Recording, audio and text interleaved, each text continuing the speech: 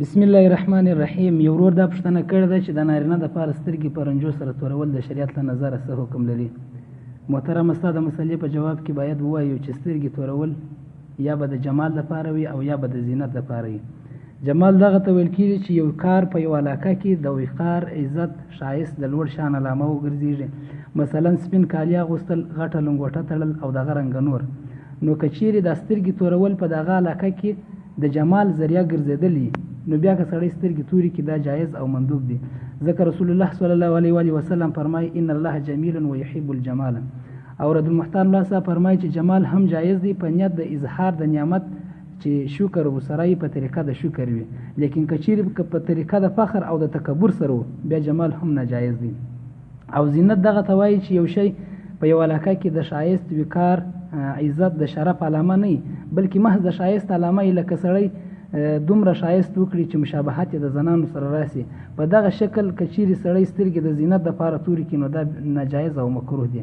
خلاصه د خبرې درې شان راووتل. اول دا چې یو سړی سترګې توري کړي دپاره د زینت او دومره زیادت کې وکړي چې مشابهت یې د زنانو سره راسي، دا رنګه کول ناجایز او مکروه دی. دویم که چیرې یو سړی سترګې توري کړي د فخر او نمایش دپاره، دا هم مکروه دی. دریم که چیرې یو سړی سترګې توري کړي د جمال دپاره، دا مندوب او جایز دی.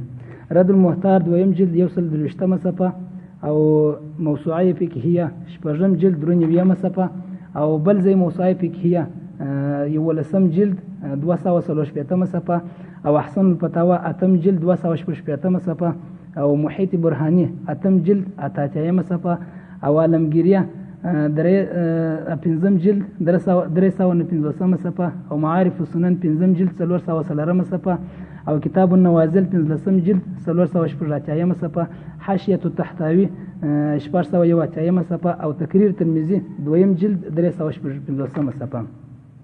او په اخر کې د جامعه دارالفتاء د جامعه قیومیه د دارالفتاء د ټول شایقینو څخه دغه یوه هیله کوو چې د جامعه په کمپیوټر د جامعه په د دارالفتاء په کمپیوټر کې څه ستونزې دي چې دغه په وجه سره جامعه نسوی کولی چې ستاسو سره دغه مسلې په PDF کې شیر کړي. نو ځکه دا دی موږ ستاسو سره دغه مسلې په اډیو کې شیروو. که چیرې د کمپیوټر ستونزې حل سولې، انشاءالله تعالی دغه مسلې به دوه وار بیا ستاسو سره په PDF کې شیر کېږي. والسلام.